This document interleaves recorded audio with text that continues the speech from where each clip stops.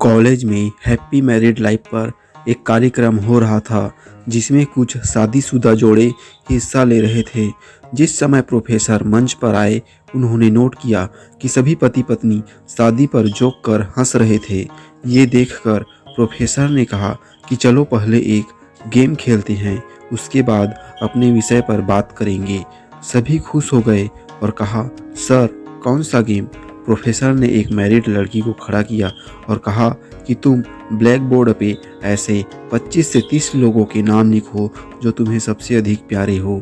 लड़की ने पहले तो अपने परिवार के लोगों के नाम लिखे, फिर अपने सगे संबंधी, दोस्तों, पड़ोसी और सहकर्मियों के नाम लिख दिए। अब प्रोफेसर ने उसमें से कोई भी कम पसंद वाले 5 नाम मिटाने को कहा।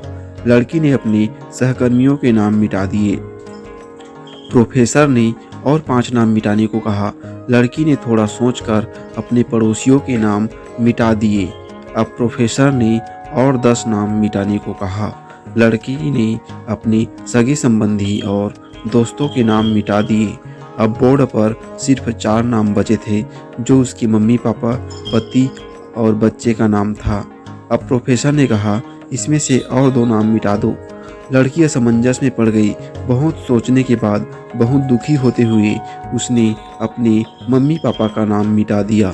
सभी लोग स्तब्ध और शांत थे, क्योंकि वो जानते थे कि ये गेम सिर्फ वो लड़की ही नहीं खेल रही थी, उन लोगों के दिमाग में भी यही सब चल रहा था। अब सिर्फ 2 ही नाम बचे थे, पति और बेटे का। प्रोफेसर ने कहा, और एक नाम मिटा दो। लड़की अब सहम सी गई। बहुत सोचने के बाद रोते हुए अपने बेटे का नाम काट दिया। प्रोफेसर ने उस लड़की से कहा, तुम अपनी जगह पर जाकर बैठ जाओ, और सभी की तरफ गौर से देखा और पूछा, क्या कोई बता सकता है कि ऐसा क्यों हुआ कि सिर्फ पति का ही नाम बोर्ड पर रह गया? कोई जवाब नहीं दे पाया। सभी मुंह लटका कर बैठे थे। प्रोफेसर ने फिर उस लड़की को खड़ा किया और कहा, ऐसा क्यों? जिसने तुम्हें जन्म दिया और पाल पोस कर इतना बड़ा किया, उनका नाम तुमने मिटा दिया। और तो और तुमने अपनी कोख से जिस बच्चे को जन्म दिया, उसका भी नाम तुमने मिटा दिया। लड़की ने जवाब दिया कि अब मम्मी पापा बूढ़े हो चुके हैं।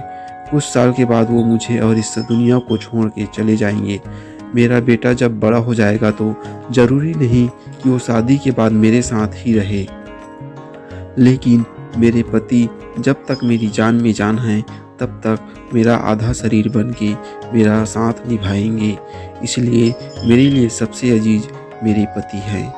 प्रोफेसर और बाकी स्टूडेंट ने तालियों की गूंज से लड़की को सलामी दी। प्रोफेसर ने कहा, तुमने बिल्कुल सही कहा कि तुम और सभी के बिना रह सकती हो, पर अपने आधे अंग अर्थात अपने पति के बिना नहीं रह सकती। मजाक मस्ती तक तो ठीक है, पर हर इंसान का अपना जीवन साथी ही उसको सबसे ज़्यादा अजीज होता है। दोस्तों, ये कहानी आपको कैसी लगी कमेंट जरूर करें। इस वीडियो को लाइक शेयर करें, साथ ही मेरे चैनल को सब्सक्राइब करें। पूरा वीडियो देखने के लिए बहुत बहुत धन्यवाद।